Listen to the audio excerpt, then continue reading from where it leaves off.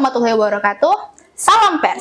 Halo Bestif, best friend kreatif. Kembali lagi di Notif, ngobrol bareng kreatif. Nah, di episode ke-7 kali ini kita sudah bersama dengan narasumber kita yang luar biasa dengan tema yang luar biasa pula, yaitu bagaimana anak muda dapat menjadi pemimpin. Nah, sebelum itu kita kenalan dulu dengan narasumber kita, yaitu Bang Zulfarnisya. Betul. Ya, dipanggil Bang Zufar. Bang Zufar. Oke, Bang Zufar, selamat datang sebelumnya di sekretariat kami ya Bang. Jadi mungkin beberapa waktu ke depan kita akan ngobrol-ngobrol soal tema kita, yaitu bagaimana sih anak muda itu dapat menjadi seorang pemimpin gitu. Namun sebelum masuk ke pembahasan yang lebih jauh lagi nih Bang, mungkin saya mau tanya dulu kepada Abang nih.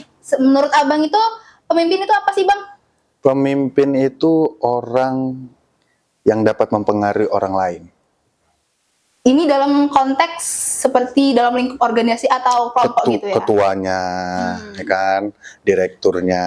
Nah itu kan pasti dia punya pengaruh sama orang lain. Tapi teman-teman, mungkin agak terlewat sedikit ya tadi pembahasannya. Aku udah coba ngobrol sama Bang Zufar gitu, tapi mungkin teman-teman di sini belum tahu nih Bang Zufar ini sebagai apa sih dan kenapa bisa kami undang sebagai narasumber di sini. Okay. Mungkin kalau dari mungkin ya informasi yang kami dapatkan itu Bang Zufar sebagai Ketua Maritim Muda Indonesia Cabang Sumatera Utara dan juga sebagai Direktur Kids Chain Indonesia. Nah, boleh dijelaskan Bang sedikit mengenai apa sih Maritim Muda itu? Supaya mungkin kami sedikit tahu lah gitu, ini apa sih sebenarnya komunitasnya gitu atau organisasinya? Jadi pertama dia Maritim Muda Nusantara. Oh, Maritim Muda Nusantara. Oke. Jadi Maritim Muda Nusantara ini dia organisasi kepemudaan yang bersektor di pemberdayaan kemaritiman. Jadi kan saat ini bisa dibilang banyak ya organisasi pemuda, tapi khususnya kalau untuk Maritim Muda itu dia bagaimana pemberdayaan anak-anak muda untuk di sektor kemaritiman. Nah, khususnya kali ini kita di Sumatera Utara ini kan punya banyak pantai, nah punya banyak artinya potensi-potensi kemaritiman yang bisa kita gali. Nah, lalu untuk Global Peace Chain itu dia NGO internasional berpusatnya sebenarnya di Amerika. Nah, berfokus dengan tujuan itu bagaimana kita mengedukasi ataupun membentuk atau menciptakan perdamaian di seluruh dunia. Namun khusus untuk di Indonesia, dalam pemenuhannya itu di Indonesia Global Peace Chain itu dia berfokus perdamaian itu melalui dua aspek saja, kebudayaan dan pendidikan, hanya itu. Oke.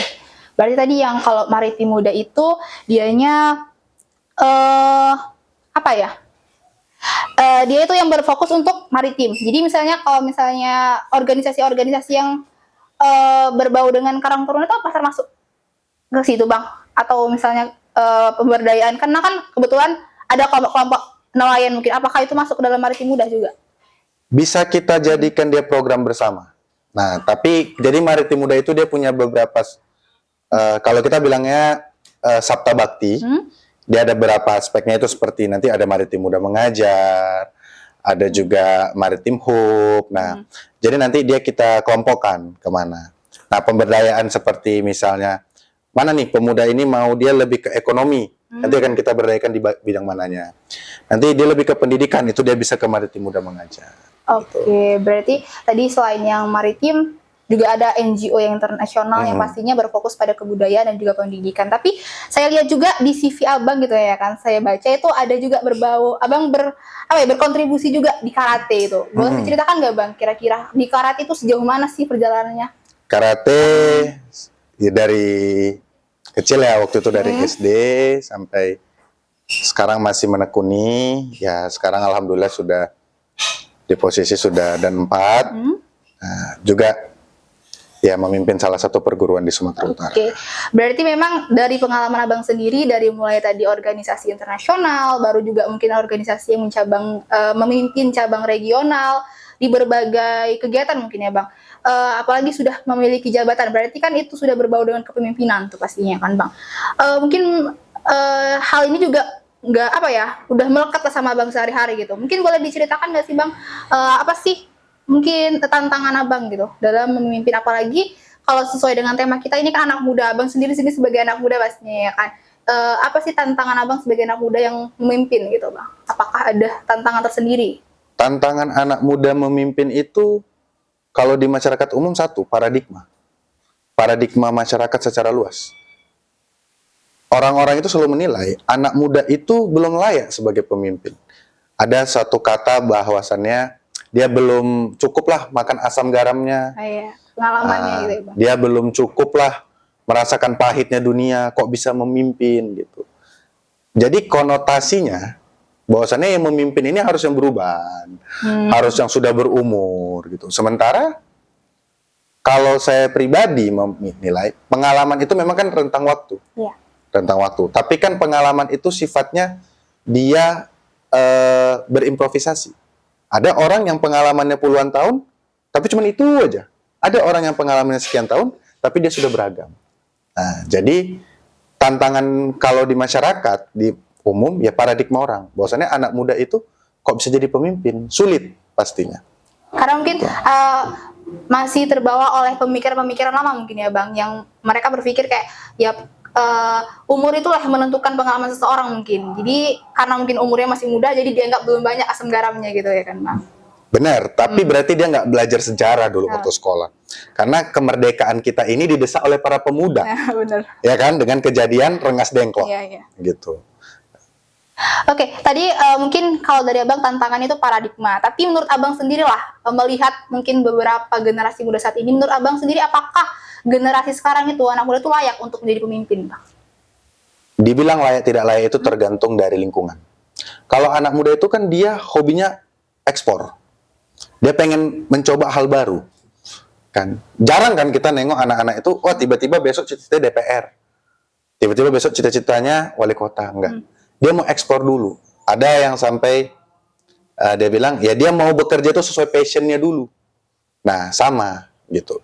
Dalam hal anak muda menjadi pemimpin, ini juga tidak bisa dipaksakan.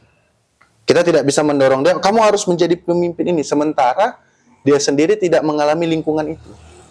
Dia tidak merasakan dulu bagaimana dipimpin. Nah, bagaimana nanti dia bisa memimpin orang gitu. Iya, benar-benar. Mengenai tadi kan Bang, dia dipimpin dan akhirnya nanti memimpin gitu. Menurut Abang sendiri ada nggak sih Bang karakteristik sendiri kepemimpinan itu terhadap anak muda ataupun generasi sebelumnya? Kalau karakteristik itu tidak ada secara khusus. Nah, cuman bagaimana pemimpin itu kan dia tergantung sifatnya. Ya oke lah kita bilang termasuk karakter. Memang ada di dalam teori itu kan ada kepemimpinan diktator, otoriter dan lain-lainnya. Nah, tetapi kan hal ini semua dibentuk dari lingkungan dia. Dari lingkungan dia dulu. Kalau dia memang pernah dipimpin oleh seseorang yang diktator, tidak menutup kemungkinan ketika dia beralih ke pemimpinan, dia menjadi orang yang diktator juga. Dan sebaliknya gitu. Ketika dia mendapat pemimpin yang oke, nah ketika dia menjadi pemimpin, dia juga akan jadi orang yang seperti itu juga. Oke, berarti memang tergantung siapa sih yang membimbing dia atau lingkungan-lingkungan di sekitar dia mungkin ya, Benar. yang mempengaruhi karakteristik dari pemimpin itu sendiri. Benar. Nah, mungkin tadi kan pembahasan kita sejauh ini mungkin bersifat teoris ya Bang, atau mungkin udah serius banget nih. Tapi Nurul juga penasaran sih di sini. Abang kan perjalanan sebagai pemimpin di beberapa organisasi ini mungkin banyak yang dilalui ya. Tapi boleh ada nggak sih Bang segelintir hal-hal yang menarik yang mungkin Abang dapat share ke teman-teman semua yang mendengarkan di sini terkait pengalaman Abang yang mungkin bisa menginspirasi gitu? Paling menarik adalah kita usia muda tapi anggota kita lebih tua. Oh iya. Paling menarik. Kenapa? Karena di satu sisi kita berpedoman nih. Norma kita atau istiadat kita itu selalu mengatakan kita ikut sama yang lebih tua. Nah, tapi masalahnya dia yang lebih tua, dia anggota kita. Jadi kita bingung. Sebenarnya enggak, kalau dibilang. Tentunya kita harus menyesuaikan dengan etika. Bukan berarti karena dia anggota, kita manggil dia suka-suka hati. Enggak. Tentunya kita harus menghargai juga hierarki dia sebagai ya abangan atau kakak kita. Namun kan dalam tupoksi dia sebagai anggota, ya bukan berarti kita juga nggak bisa negur dia kalau dia nggak ada salah. Tetap kita tegur dia, tapi dengan cara-cara yang bagaimana kita menghargai dia tetap sebagai orang yang lebih senior di usia. Oke. Itu salah satu hal menarik juga sih Bang. Mungkin kami juga ngalami sih sebenarnya di organisasi itu yang kayak kita memimpin orang yang lebih tua dari kita gitu kan. Mungkin ada rasa nggak enaknya gitu kan. Atau mungkin kayak ada rasa kayak tanggung jawab dan juga apa ya, etika mungkin itu karena dia lebih tua gitu. Menarik sih. Selain itu Bang, ada lagi kira-kira yang atau mungkin pengalaman nggak hanya pengalaman yang nggak enak, nggak hanya pengalaman yang enak, ada mungkin pengalaman yang nggak enak gitu Bang selama menjalani atau Abang berorganisasi gitu atau memimpin? Gak ada. Karena kalau nggak enak nggak mungkin kita mau terjun di situ. Oh iya juga ya, benar. Itu. Oke, tadi Abang udah bercerita soal Abang di Maritim, terus juga di organisasi NGO internasional, terus juga di karate. Mm-mm.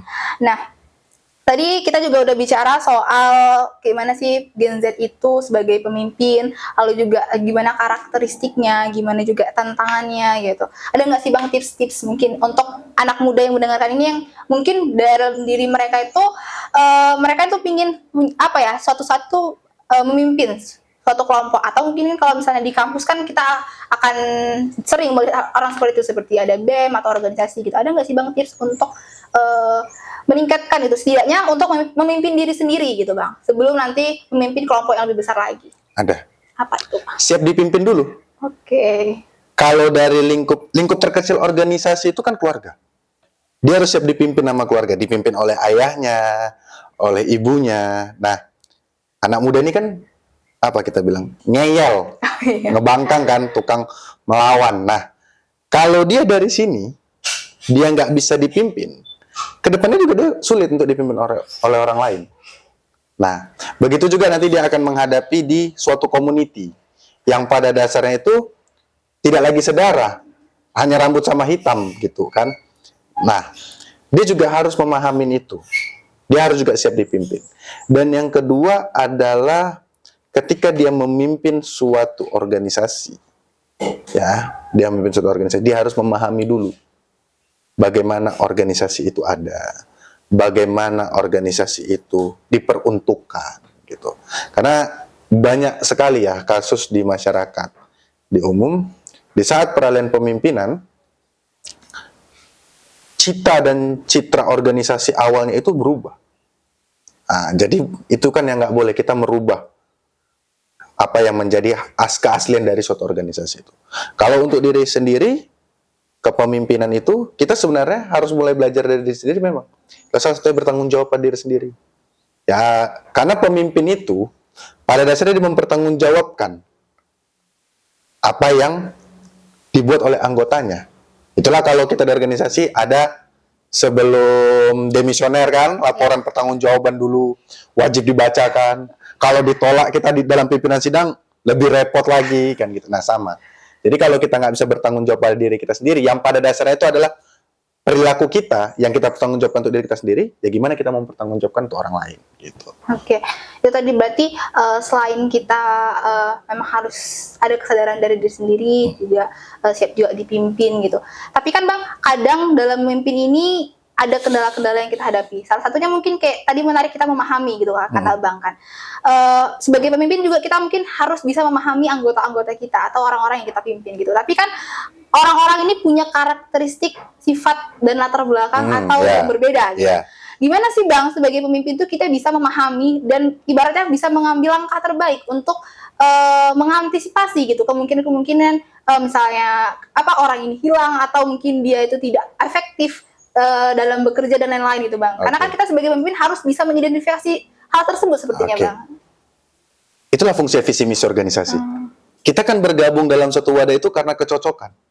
Ya kan? Toh misalnya saya bergabung dengan organisasi A, oh karena visi misi organisasi A seperti ini, dengan B seperti ini gitu. Kan tidak mungkin kita bergabung dengan A, ya walaupun sekarang banyak ya kejadian masyarakat gabung sama organisasi ini bajunya keren. Ya kan? Ketuanya paten ini maksud saya ganteng ya atau cantik gitu. Tapi tidak berdasarkan visi misi. Nah, sehingga kalau dia tidak berdasarkan visi misi itu juga yang sulit. Karena memang betul karakteristik orang kan beda-beda. Suku, beraneka ragam kan. Gimana menyatukan dia? Yaitu visi misi. Nah, yang kedua yang paling penting pastinya harus mengikuti diklat ya. Diklat atau diksar namanya, itu sangat penting karena di situ dia mengenal organisasi. Di situ dia akan merasa di mana dia punya tanggung jawab di organisasi. Jadi jangan berpikir yang bertanggung jawab pada organisasi itu hanya pengurus karena dia punya jabatan, enggak. Seluruh anggota. Walaupun dia tidak ada secara detail dia menjabat di bidang apa, tapi seluruh anggota itu punya tanggung jawab pada organisasinya. Jadi kepemimpinan itu kalau saya artikan dalam suatu organisasi itu seperti burung ibaratnya. Ketua itu ya kepala, sekretaris bendahara itu sayap, wakil-wakil atau kepala bidang itu kaki. Nah, anggota itu badan gitu. Jadi ya tidak mungkin badan tanpa kepala, kepala tanpa badan. Jadi semuanya harus saling berhubungan. Kalau ada apa bisa cacat bisa mati. Gitu. Oke, berarti memang harus memahami juga tadi visi misinya. Harus. Jadi memang sebelum bergabung pun ke suatu organisasi mungkin orang-orang yang di luar itu memang harus tahu dulu ini organisasi bergerak di bidang apa. Sehingga memang mereka juga harus menyesuaikan gitu ya. Jadi pemimpin itu pun juga melihat kalau organisasi misalnya kayak kami bergerak di bidang jurnalis, kan ketepatan dan juga kritis itu juga diperlukan. Berarti mungkin pemimpinnya bisa memahami gitu, dan bisa menyesuaikan juga untuk mengatur anggotanya seperti itu. Oke. Menarik sekali nih Bang. Mungkin tadi kita udah banyak bicara soal pemimpin, terus juga Abang cerita gitu kan mengenai pengalaman Abang, juga soal tips and trick dan juga hambatan. Apa lagi mungkin ya? Menarik. Ada nggak sih Bang mungkin ini sesi penutup gitu? Kata-kata penutup untuk mungkin untuk orang-orang yang di sini mungkin untuk mana tahu mereka mau menjadi pemimpin suatu saat nanti, adakah kata-kata gitu Bang? Jadi saya mengutip kata-kata Soekarno. Bung Karno pernah bilang, bermimpilah engkau setinggi mungkin, bila engkau jatuh maka engkau akan jatuh dan terbintang-bintang.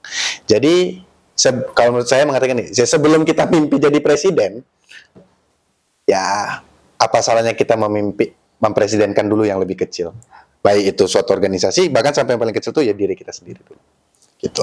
Oke, baik teman-teman, itu tadi mungkin sedikit perbincangan kita dengan Bang Zufar mengenai kepemimpinan dan juga terkait anak muda sebagai pemimpin.